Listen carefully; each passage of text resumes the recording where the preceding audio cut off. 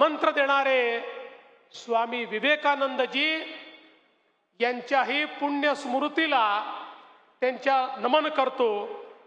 आज या ठिकाणी आपल्या या महाविजयी अधिवेशनाची सांगता करण्याकरता, समारोप करण्याकरता आपल्यामध्ये उपस्थित झालेले भारताचे कणखर आणि कर्मठ गृहमंत्री आणि ज्यांचा उल्लेख आधुनिक भारतातले चाणक्य म्हणून केला जातो ते आदरणीय अमितभाई शहा,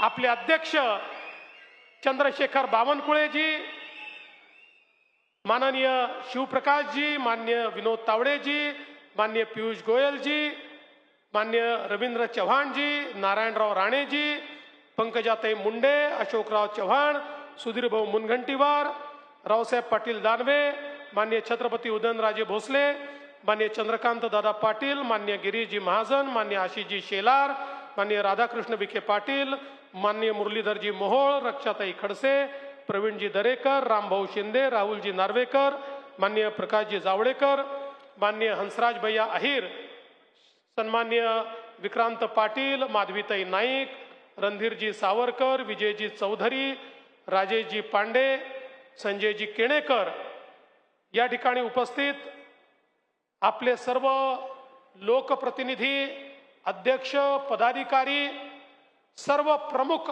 महाराष्ट्राच्या कानाकोपऱ्यातून आलेल्या माझ्या कार्यकर्ता भगिनी आणि बंधूंनो, सर्वप्रथम महाराष्ट्रामध्ये जो महाविजय आपल्याला प्राप्त झाला त्याबद्दल आपल्या सर्वांना मी उभ्या उभ्याच साष्टांग दंडवत करतो, कारण आपल्यामुळे हा महाविजय आपल्याला पाहायला मिळालेला आहे। आणि आपल्या सर्वांच्या वतीने आपले नेते माननीय अमितभाई शहा यांचे मनापासून आभार मानतो की या लढाईमध्ये आपल्या सोबत 24 तास जर कोणी होते तर ते अमितभाई शहा या ठिकाणी होते। जिस समय लोकसभा के पराजय के बाद समूची पार्टी निराश थी, हताश थी और कार्यकर्ता समझ नहीं पा रहे थे कि महाराष्ट्र में हमसे क्या गलती हो गई कि हम इस प्रकार से पराजित हुए, ऐसे समय माननीय अमित भाई ने महाराष्ट्र का दौरा किया। महाराष्ट्र के एक एक संभाग में जाकर हजारों कार्यकर्ताओं से बात की, हजारों कार्यकर्ताओं का मार्गदर्शन किया, उनमें जान फूकी, उनमें ऊर्जा को प्रवाहित किया और उनके मन में इस बात को रोपित किया कि अभी पराजय हुआ है लेकिन आगे विजय है, विजय के लिए सबको संकल्पित होना पड़ेगा। और पूरी पार्टी उठकर खड़ी हुई और पार्टी ने यह महाविजय यहां पर लाकर दिखाया। इसलिए मैं हम सभी कार्यकर्ताओं की ओर से आदरणीय अमित भाई आपका बहुत बहुत आभार व्यक्त करता हूं। जिस प्रकार से ये लड़ाई लड़ते समय आपका केवल मार्गदर्शन नहीं तो सामने से आकर इस लड़ाई में लड़ने का काम आपने किया है, इसलिए आज आपका बहुत बहुत आभार यहां पर मैं व्यक्त करता हूं। मला अतिशय आनंद आहे की हे महाअधिवेशन आपण शिर्डीमध्ये घेतलं, कारण आपल्याला सगळ्यांना माहिती आहे की साईबाबांनी आपल्याला मंत्र दिलाय श्रद्धा आणि सबुरीचा, आणि श्रद्धा आणि सबुरीचा मंत्र आपल्या भारतीय जनता पक्षामध्ये सगळ्यात महत्त्वाचा आहे। राष्ट्र प्रथम म्हणजे श्रद्धा आहे आणि अंत में मैं म्हणजे सबुरी आहे। हा मंत्र आपण सगळे आपल्या जीवनामध्ये सातत्याने त्या ठिकाणी पाळत असतो आणि आपल्याला कल्पना आहे की ज्यांना हा मंत्र समजला ते सगळे यशस्वी झाले आणि ज्यांना श्रद्धा आणि सबुरी समजलं नाही त्यांची हालत बुरी झाली, हे आपण या विधानसभेमध्ये या ठिकाणी निश्चितपणे बघितलेलं आहे. आणि म्हणून खरं तर आपण जर बघितलं तर एका अशा काळामध्ये आपली ही कार्यकारिणी या ठिकाणी होते आहे, ज्याला संक्रमणाचं पर्व म्हणतात. मकर संक्रमण संपून महाकुंभाचं पर्व आपल्या देशामध्ये सुरू होत आहे. महाकुंभाचं अमृत हे पुन्हा एकदा त्या ठिकाणी प्राप्त करण्याकरता हजारो लोक महाकुंभामध्ये त्या ठिकाणी एकत्रित होणार आहे. अशा काळामध्ये खरं म्हणजे हा विजय आपल्याला मिळाला आणि महाविजयाचे अधिवेशन आपण करतोय. आणि मला आनंद आहे, महाराष्ट्राच्या जनतेने 3 वेळा, एकदा नाही 3 वेळा भारतीय जनता पक्षाला 100 पेक्षा जास्त जागा या ठिकाणी दिल्या. गेल्या 30 वर्षाच्या महाराष्ट्राच्या इतिहासामध्ये 100 पेक्षा जास्त जागा मिळवणारा एकमेव पक्ष कुठला असेल तर तो तुमचा आणि माझा भारतीय जनता पक्ष आहे. आणि म्हणून आज आपण खरं म्हणजे ज्या प्रकारचा विजय या ठिकाणी प्राप्त केलाय, आपण पाहतो G20 असतं, G7 असतं, तसं भारतीय जनता पक्षाचं G6 तयार झालाय. म्हणजे जे लगातार 3 वेळा जिंकले त्या राज्यांच्या म्हणजे गुजरात, मध्य प्रदेश, गोवा, छत्तीसगड आणि हरियाणा यांच्यासोबत आता महाराष्ट्र देखील जुडलेला आहे, ज्यांनी 3ऱ्यांदा जिंकण्याची हॅट्रिक ही या ठिकाणी केलेली आहे. आणि म्हणून खरं तर आज आपण सगळ्यांनी बघितलं की ज्या प्रकारचा हा विजय लोकसभेच्या निवडणुकीमध्ये 48 पैकी 17 जागा आपल्या निवडून आल्या, म्हणजे जेमतेम 35% मार्क घेऊन काठावर आपण पास झालो होतो, पण मनातनं मात्र नापास होतो. पण कुठेतरी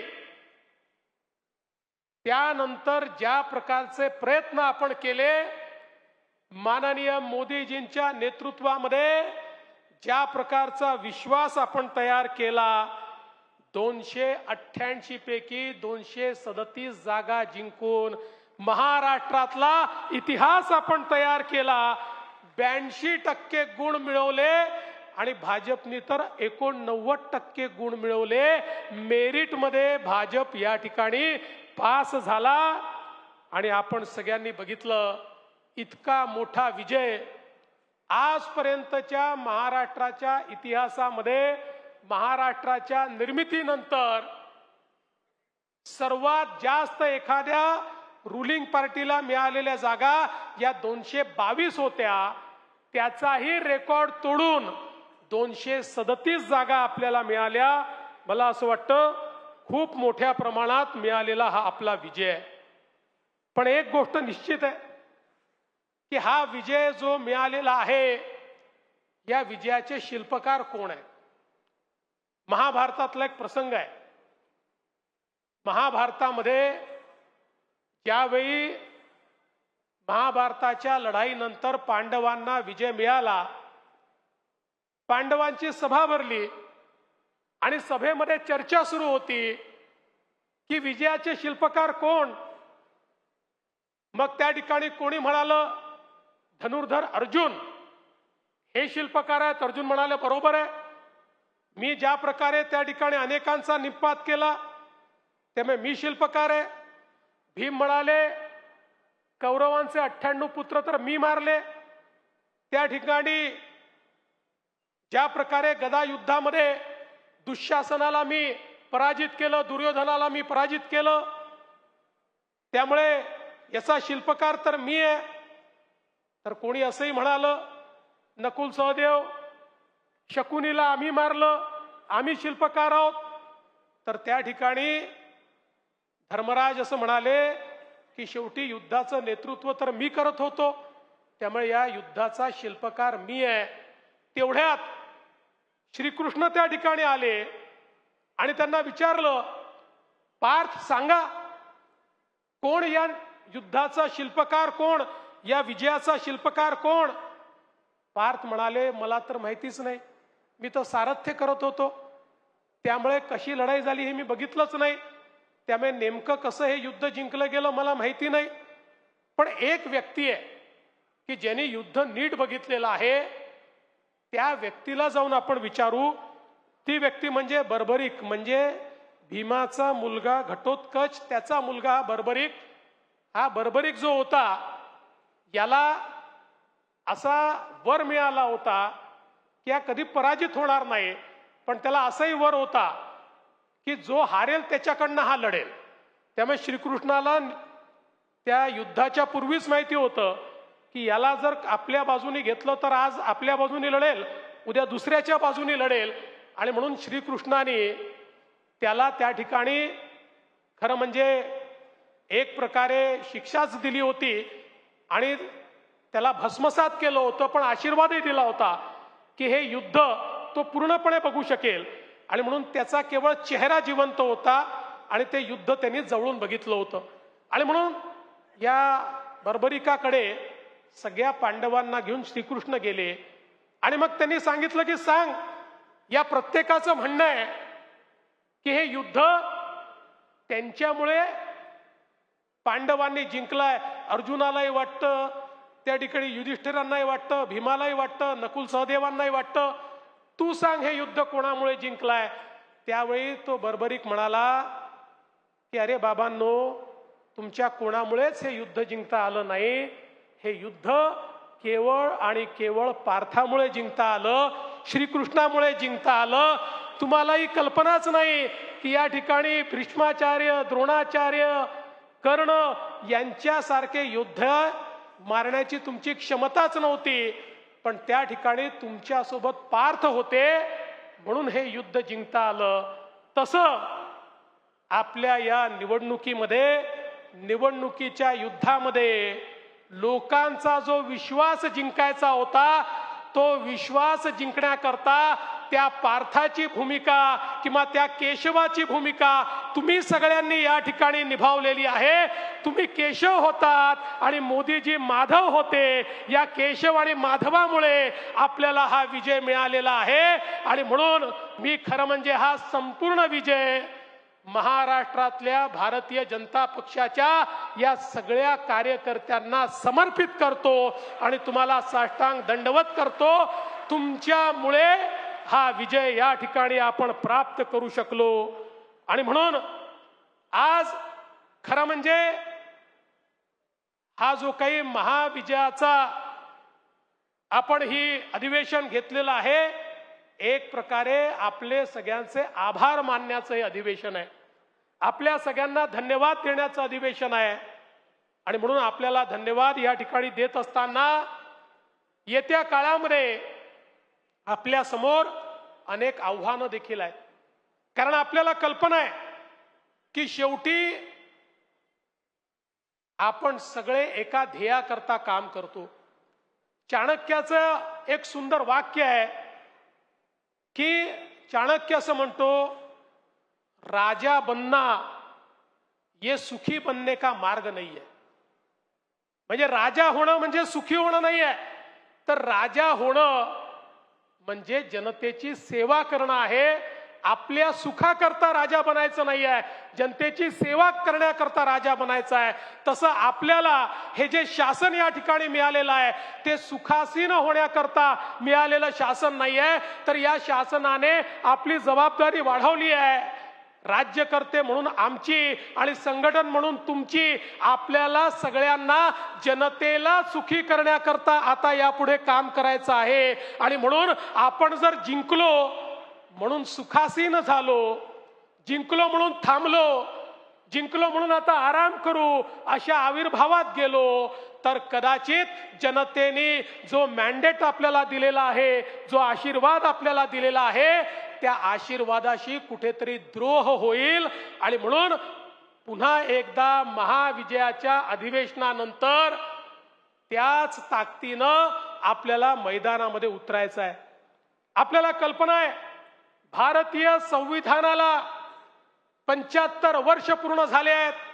संविधानाच्या अमृत महोत्सवी वर्षामध्ये आपण आहोत। भारतरत्न डॉक्टर बाबासाहेब आंबेडकरांनी एक असं संविधान आपल्याला दिलं जे जगातलं सर्वोत्कृष्ट संविधान आहे, ज्या संविधानाने प्रत्येकाला जगण्याचा अधिकार दिला, ज्या संविधानाने खऱ्या अर्थानं या भारताला सर्वोच्च भारत बनवण्याची एक संधी उपलब्ध करून दिली। आणि आपले नेते माननीय नरेंद्र मोदीजी म्हणतात, मला कुठल्याही धार्मिक ग्रंथापेक्षा भारताचं संविधान महत्वाचं आहे, कारण हेच संविधान सामान्य सेवा करण्याकरता मला शक्ती देतं। हे संविधानाचं अमृत महोत्सवी वर्ष आपल्याला खऱ्या अर्थानं या ठिकाणी भारताची लोकशाही मजबूत करण्याकरता, संविधान रुजवण्याकरता वापरायचं आहे। आपल्याला कल्पना आहे, लोकसभेच्या काळात आपण बघितलं, संविधान विरोधी शक्ती, अराजकतावादी शक्ती, या शक्तींचा प्रादुर्भाव या महाराष्ट्रामध्ये आपल्याला पाहायला मिळाला।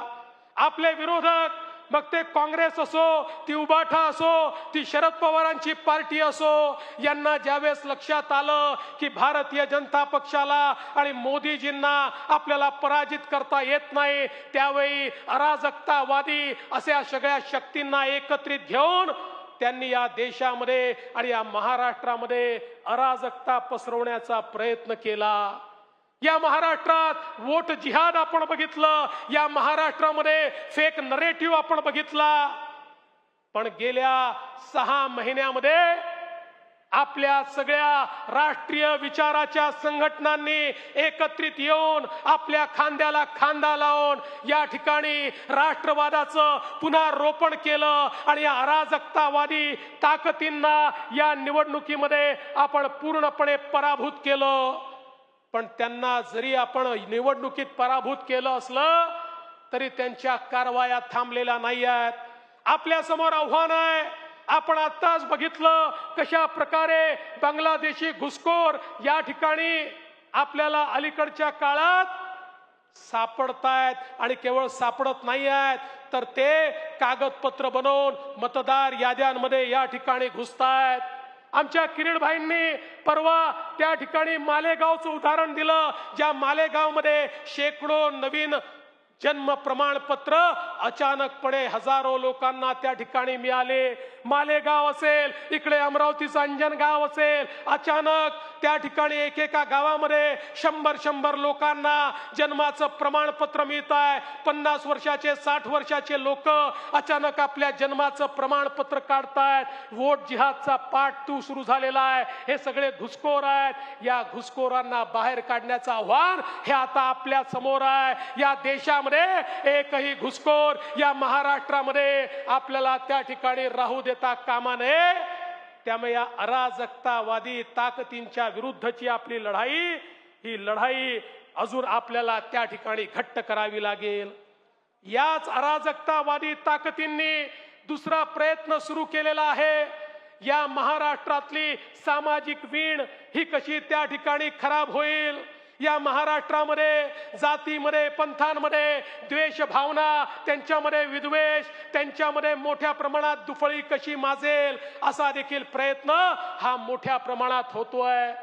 अनेक घटना होतात, गंभीर घटना होतात, त्याचे पडसाद उमटतात, ते साहजिक देखील असतात, ते नैसर्गिक देखील असतात।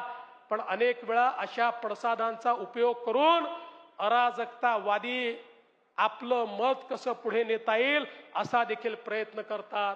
आणि म्हणून कुठेतरी हा महाराष्ट्र एकसंघ राहायला पाहिजे। माननीय मोदीजींनी आपल्याला एक मंत्र दिला, जो या निवडणुकीचा गुरुमंत्र ठरला, एक है तो सेफ है। हे मोदीजींनी सांगितलं, हे आमच्या साधू संतांनी सांगितलं। या ठिकाणी हा मंत्र घेऊन आपण समाजात गेलो, संपूर्ण समाज एकसंघ झाला। या ठिकाणी एक भगवी लहर आपल्याला पाहायला मिळाली आणि त्याचा परिणाम आपण सगळ्यांनी बघितला। पुन्हा एकदा समाजामध्ये फळी माजवण्याचा जो प्रयत्न आहे तो प्रयत्न आपल्याला हाणून पाडावा लागेल आणि सगळ्या समाजाला सोबत घेऊन आपल्याला पुढे जायचं आहे. कारण आपण वर्षानुवर्ष सांगतोय पथका अंतिम लक्ष्य नहीं है, सिंहासन चढ़ते जाना, सब समाज को लिए साथ में आगे है बढ़ते जाना, हा मंत्र घेऊन आपल्याला पुढे जायचं आहे. आणि म्हणून अराजकतावादी या ज्या सगळ्या ताकदी आहेत या ताकदींच्या विरुद्धची लढाई आपली संपणार नाही आहे. आज आपल्याला या महाराष्ट्रामध्ये परिवर्तन करायचं आहे. एक नवीन महाराष्ट्र आपण घडवतोय. या महाराष्ट्रामध्ये माननीय मोदीजींच्या नेतृत्वामध्ये ज्या प्रकारे 2014 ते 19 त्यानंतर 2022 ते 24 आपण या ठिकाणी काम करून दाखवलं, ती गती आता महाराष्ट्राला पुन्हा प्राप्त करून दिली आहे. आपण सांगितलं महाराष्ट्र आता थांबणार नाही, ही गती कमी होणार नाही. आता या महाराष्ट्राला कायम दुष्काळ मुक्त करण्याकरता नदीजोड प्रकल्प आपण हातामध्ये घेतलेले आहेत. ज्या नदीजोड प्रकल्पाच्या माध्यमातून यातला मराठवाडा असेल, आमचा उत्तर महाराष्ट्र असेल, आमचा विदर्भ असेल, यातला दुष्काळ हा कायम भूतकाळ करायचा आहे. या ठिकाणी शेकडो किलोमीटरचे कालवे तयार करून नद्यांना आपापसात जोडून समुद्रात वाहणारं पाणी हे गोदावरीच्या खोऱ्यामध्ये आणून आणि आपल्या महाराष्ट्राला पाणीदार करण्याचं स्वप्न आपल्या सरकारने या ठिकाणी बघितलेलं आहे. एक ऊर्जावान महाराष्ट्र, ज्या महाराष्ट्रामध्ये आमच्या शेतकऱ्याला सौर ऊर्जेच्या माध्यमातून जन्मभर मोफत वीज मिळाली पाहिजे आणि महाराष्ट्रातला शेतकरी हा सुजलाम सुफलाम झाला पाहिजे. याकरता सौर कृषी वाहिनीच्या प्रकल्पाच्या माध्यमातून या महाराष्ट्रामध्ये एक नवीन क्रांती आपण घडवतोय आणि 2030 सालापर्यंत 52% वीज ही महाराष्ट्रातली अपारंपरिक ऊर्जा स्रोतातनं या ठिकाणी येईल आणि आमचा शेतकरी ही सुजलाम सुफलाम होईल. आणि पहिल्यांदा महाराष्ट्रामध्ये आमचा प्रयत्न आहे की उद्योगाला आणि घरगुती वीज जी आपण देतो त्या विजेचे भाव देखील कमी झाले पाहिजे, अशा प्रकारचा प्रयत्न या महाराष्ट्रामध्ये आपण करतोय. आणि हे सगळं करत असताना एकीकडे इन्फ्रास्ट्रक्चरचे प्रोजेक्ट्स आहेत, मोठ्या प्रमाणात महामार्गांची कामं आहेत, पोर्टची कामं आहेत, एअरपोर्टची कामं आहेत. आणि ही सगळं करत असताना मोदीजींनी एकच मंत्र आपल्याला दिलेला आहे आणि तो मंत्र म्हणजे ईज ऑफ लिव्हिंगचा. प्रत्येकाच्या जीवनामध्ये सुलभता आली पाहिजे. ही सुलभता आणण्याकरता आपण प्रयत्न सुरू केला आहे आणि सुलभता आणण्याकडे जात असताना त्यातलं सगळ्यात महत्वाचं धोरण काही असेल तर पारदर्शिता आहे. प्रामाणिक पारदर्शितेने सरकार चाललं पाहिजे, विभाग चालले पाहिजे, प्रामाणिक पारदर्शितेने सरकारी कार्यालय चालली पाहिजे. या दृष्टीनं मोठ्या प्रमाणात येत्या काळामध्ये आपण काम करणार आहोत. आणि म्हणूनच मी मुख्यमंत्री झाल्यानंतर 100 दिवसाचा कार्यक्रम दिला, विभागांनाही दिला आणि 7 सूत्री कार्यक्रम हा प्रत्येक कार्यालयाला दिला. जसं आपण एकीकडे सरकारचं काम करतोय तशीच माझी आपल्या प्रदेश अध्यक्षांना देखील विनंती आहे की सरकारमध्ये आम्ही 100 दिवसाचा कार्यक्रम दिलाय, पक्षातही तुम्ही 100 दिवसाचा कार्यक्रम द्या. त्या 100 दिवसामधला सगळ्यात पहिला पक्षाचा कार्यक्रम म्हणजे या ठिकाणी 1.5 कोटी सदस्यता ही आपली मोहीम आहे. माझी आपल्या सगळ्यांना विनंती आहे की आपण सगळ्यांनी जर मनात आणलं तर 1.5 कोटीपेक्षा जास्त या ठिकाणी आपण मेंबरशिप करू शकतो. कारण लक्षात घ्या, आज अनुकूलतेचा काळ आहे. आज भारतीय जनता पक्षासोबत जुडणं लोक आपला सन्मान समजतात. सन्मान, कोणाहीकडे जा आणि त्याला म्हणा की तुम्ही सदस्य व्हाल का, तो सन्मानाने सदस्य होण्याकरता तयार आहे. आता आपली क्षमता किती आहे, आपली ताकद किती आहे, आपली हिम्मत किती आहे याच्या आधारावर खऱ्या अर्थानं हे होणार आहे.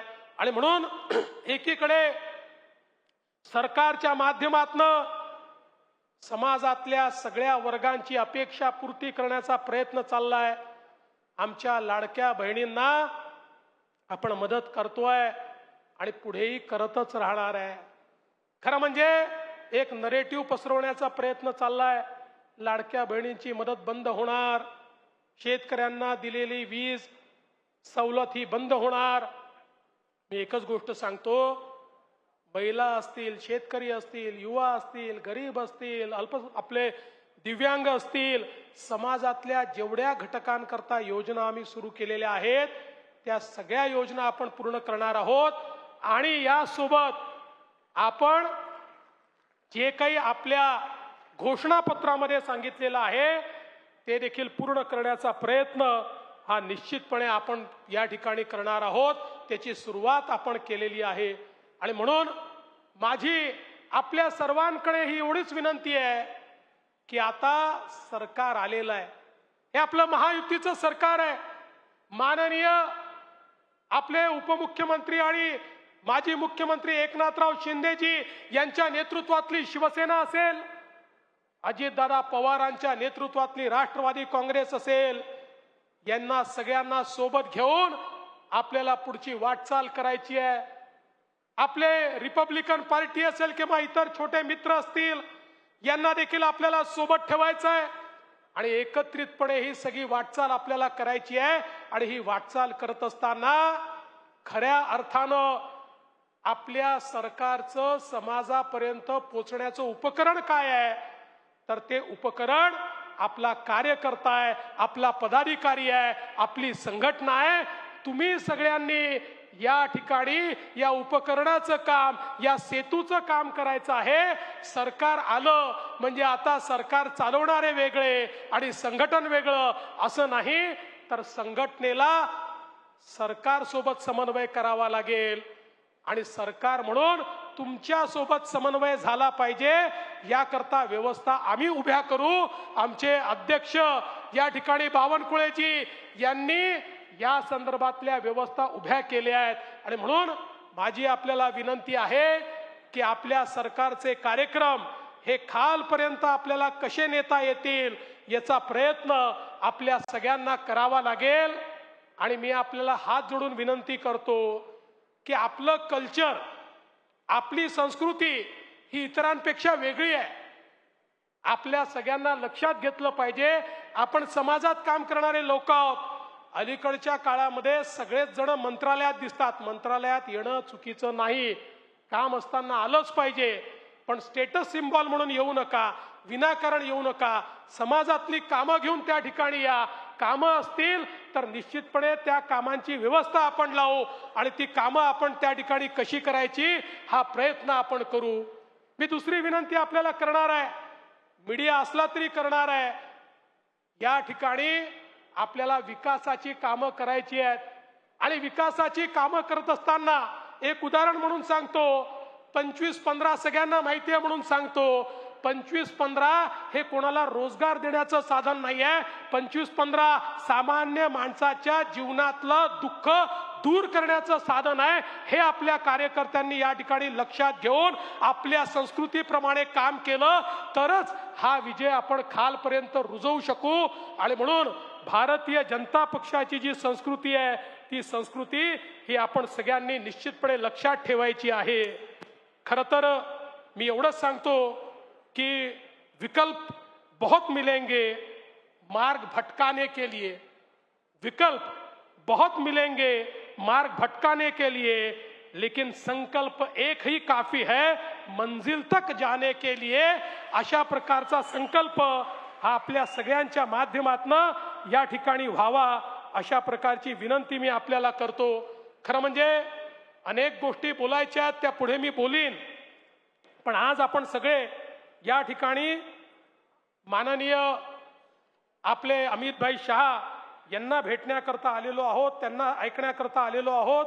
आणि म्हणून मी एवढीच आपल्या सगळ्यांना विनंती करेन की येत्या काळामध्ये भारतीय जनता पक्षाला मिळालेला हा जो विजय आहे, हा विजय जनसामान्याच्या जीवनामध्ये परिवर्तन करण्याकरता एक पारदर्शी प्रामाणिकतेतून चालणारं सरकार, अशा प्रकारची प्रतिमा आपल्या सरकारची आणि त्या सरकारला पूर्णपणे घट्ट आणि हिमालयासारखी या सरकारच्या मागे उभी असलेली संघटना, अशी संघटनेची प्रतिमा, या दोन्ही प्रतिमा जर आपण तयार केल्या तर निश्चितपणे असा विजय आपल्याला वारंवार मिळत जाईल.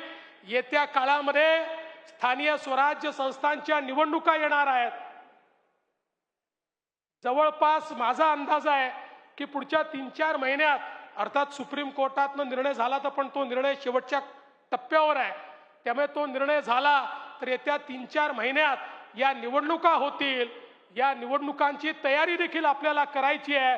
आणि जसा महाविजय हा महायुतीने या ठिकाणी महाराष्ट्रात विधानसभेत मिळवला, तसाच महाविजय आपल्याला महाराष्ट्रामध्ये स्थानिक स्वराज्य संस्थांमध्ये देखील मिळवायचा आहे.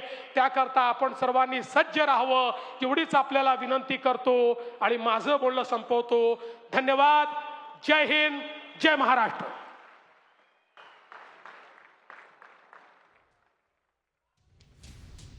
तर आपण पाहतोय मुख्यमंत्री देवेंद्र फडणवीस बोलत होते. यावेळी त्यांनी महत्त्वाचं विधान केलेलं आहे. विरोधकांवरती घणाघाती टीका केलेली आहे. महाराष्ट्रामध्ये वोट जिहाद 2 सुरू झाल्याची टीका त्यांनी विरोधकांवर केली आहे. आणि यावेळी विधानसभेत मिळालेलं यश हे मी कार्यकर्त्यांना समर्पित करतो, असं महत्त्वाचं विधान देखील मुख्यमंत्री देवेंद्र फडणवीस यांनी केलं.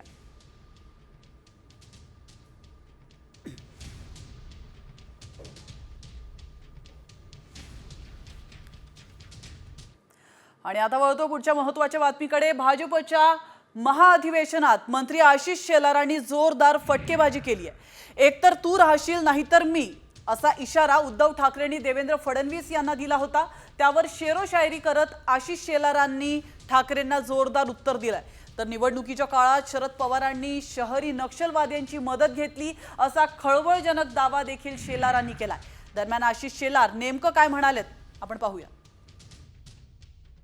कार्यकर्ता म्हणून मी 31 जुलैचं त्यांचं भाषण विसरू शकत नाही.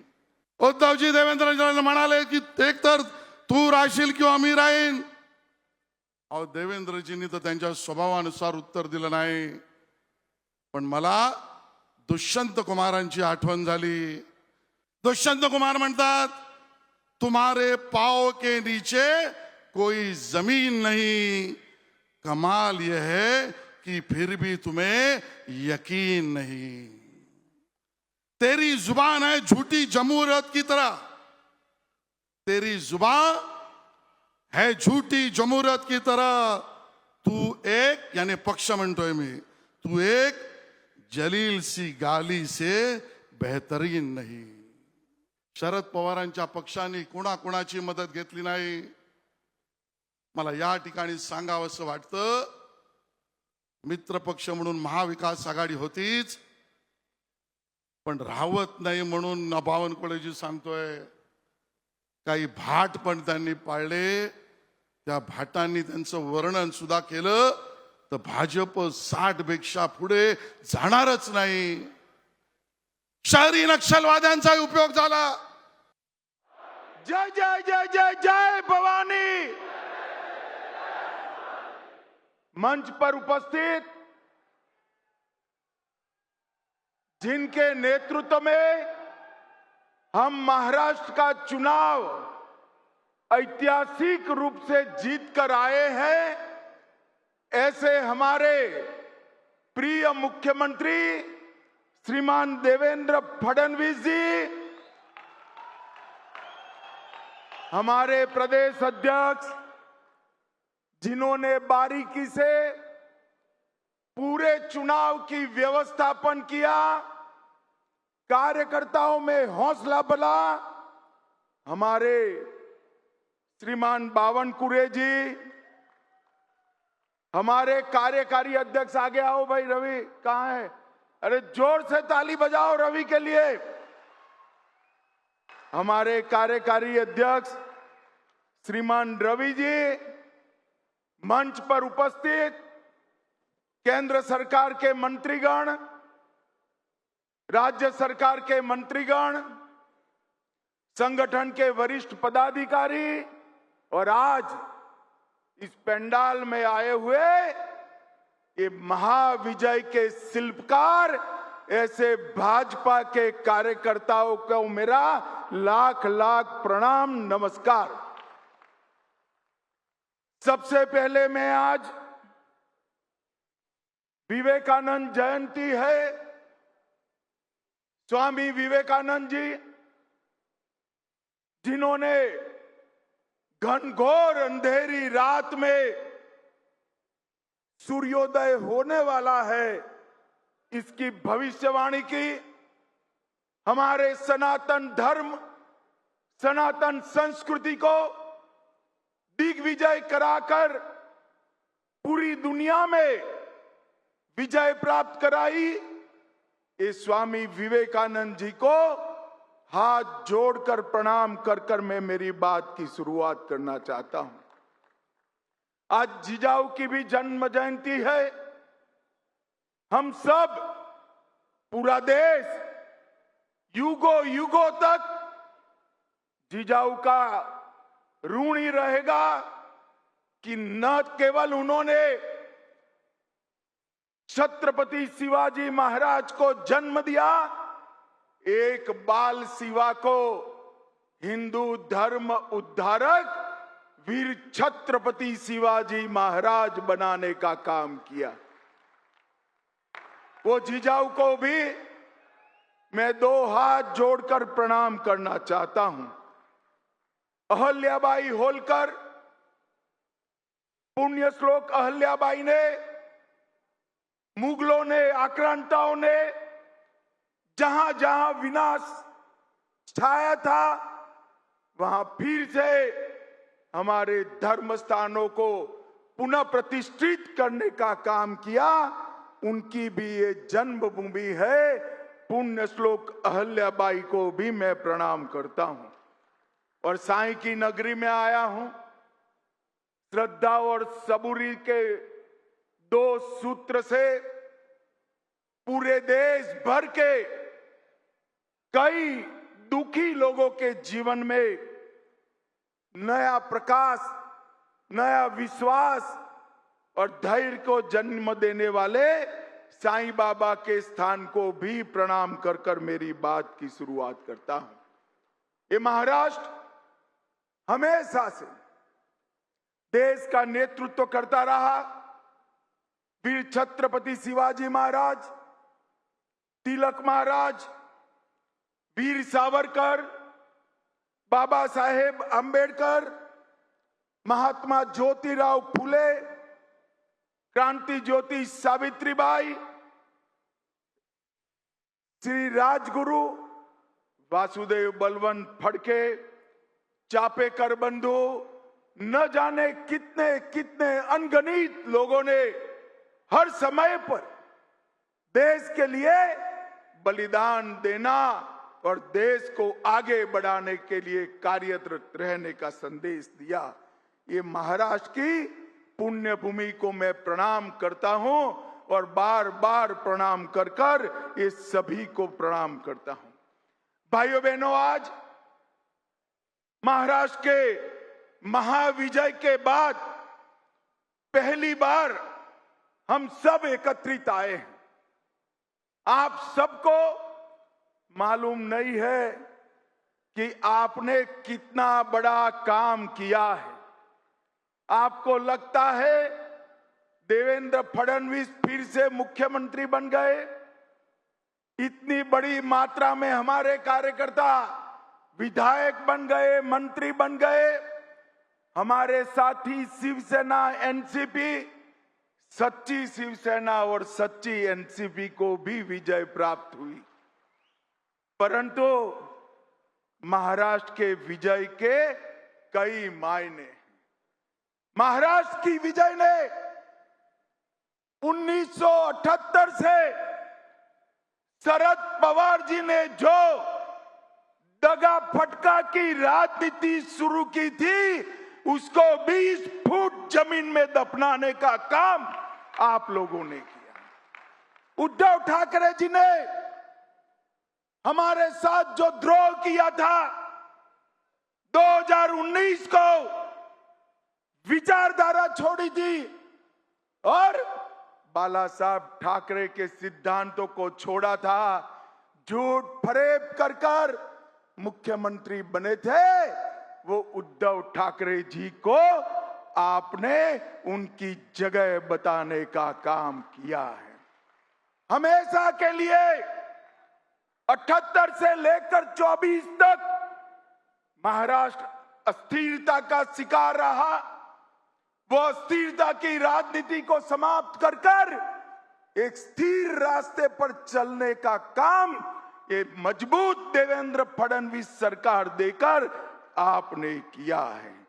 इसके साथ साथ हिंदुत्व और मोदी जी की विकास की राजनीति, ये सब हमारे विरोधी बाहें चढ़ाकर बाहें फैलाकर राह देखकर बैठे थे कि लोकसभा के बाद महाराष्ट्र में हमारी विजय होगी।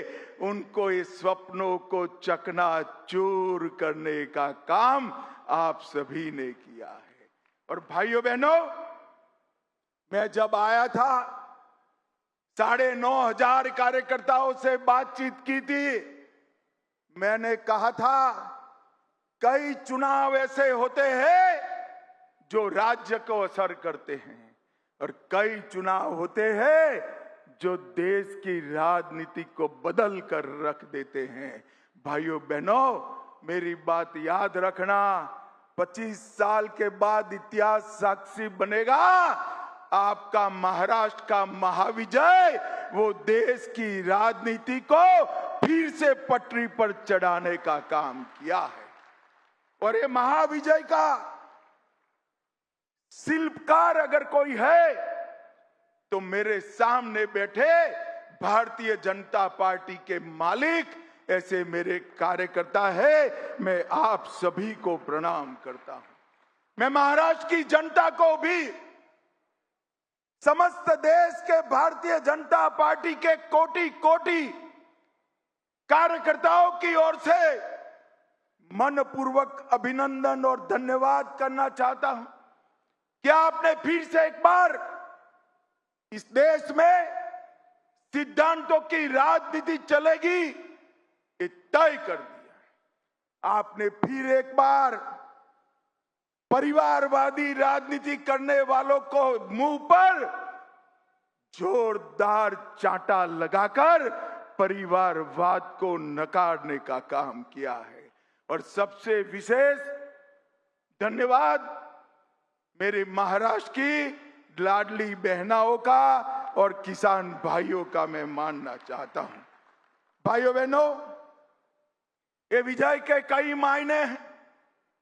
एक चित्र मैंने देखा था, शरद पवार जी के पीछे एक बड़ा मैप था। वहां north Maharashtra, Konkan, west Maharashtra, west Vidarbha, east Vidarbha, Marathwada और मुंबई, ये सभी क्षेत्र बताए थे। और शरद पवार पत्रकारों को समझा रहे थे क्या क्या होगा। अब मैं शरद पवार जी को समझाना चाहता हूं कि क्या क्या हुआ।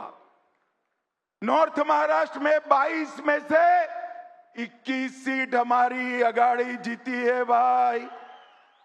कोंकण में 17 में से 16 सीटें, पश्चिम महाराष्ट्र में से 26 में से 24, वेस्ट विदर्भ में 17 में से 15, ईस्ट विदर्भ में 29 में से 22, मराठावाड़ा में 20 में से 19 और मुंबई में 17 में से 15 सीटें जीतने का काम आप सभी ने किया। आप सभी ने, कहीं किसी का टिकट कटा, कहीं किसी की महत्वाकांक्षा का पोषण नहीं हो पाया, फिर भी हमारे दोनों साथी दलों के लिए कमल को ही सर्वस्व मानकर शिवसेना और एनसीपी को भी जिताने का काम किया है और गठबंधन धर्म को मजबूत करने का काम किया है। इसलिए भी आपको बार बार बधाई देना चाहिए। महाराष्ट्र की जनता ने तय कर दिया है कि एकनाथ शिंदे की शिवसेना ही बाला साहब ठाकरे की शिवसेना है और अजीत पवार की एनसीपी ही सच्ची एनसीपी है वो तय कर चुका है। और जिन्होंने धोखा और विश्वासघात की राजनीति शुरू की वो शरद पवार जी, और अंतिम धोखा जिसने दिया वो उद्धव ठाकरे जी। दोनों को घर पे बिठाने का काम महाराष्ट्र की जनता ने किया है। महाराष्ट्र की जनता ने फिर से एक बार मोदी जी की विकास की राजनीति को उस पर थप्पा लगाने का काम किया है। महाराष्ट्र की जनता ने फिर से एक बार सनातन संस्कृति और हिंदुत्व को महाराष्ट्र मानता है, इस पर थप्पा लगाने का काम किया है। और भाइयों बहनों, अभी अभी 24 गया है। 24 का साल भारतीय जनता पार्टी के इतिहास में बड़ा सुकनवंता साल रहा है। 24 के साल में ही हमारे नेता मोदी जी लगातार तीसरी बार इस देश के प्रधानमंत्री बने। 24 के साल में ही हमने हरियाणा में लगातार तीसरी बार विजय प्राप्त करी। 24 के साल में ही आंध्र प्रदेश में पहली बार एनडीए जीता। 24 के वर्ष में ही पहली बार ओडिशा में पूर्ण बहुमत की कमल फूल की सरकार बनी। 24 में फिर तीसरी बार सिक्किम में एनडीए जीत कर आया, और 24 में फिर एक बार महाराष्ट्र में तीसरी बार हमें जनादेश मिला है। ये 24 का वर्ष बड़ा महत्वपूर्ण वर्ष रहेगा जब भी भारतीय जनता पार्टी का इतिहास लिखा जाएगा। मगर हम थकने वाले लोग नहीं। हम सब जानते हैं हमारे पार्टी के काम करने का आधार संगठन होता है। हमारे चुनाव की जीतने की नींव हमारा मजबूत संगठन है। बूथ पर हमारा योद्धा जो है वो ही हमारा सेनापति होता है। और भाइयों बहनों, चुनाव के कारण महाराष्ट्र में संगठन पर्व थोड़ा देरी से शुरू हुआ है।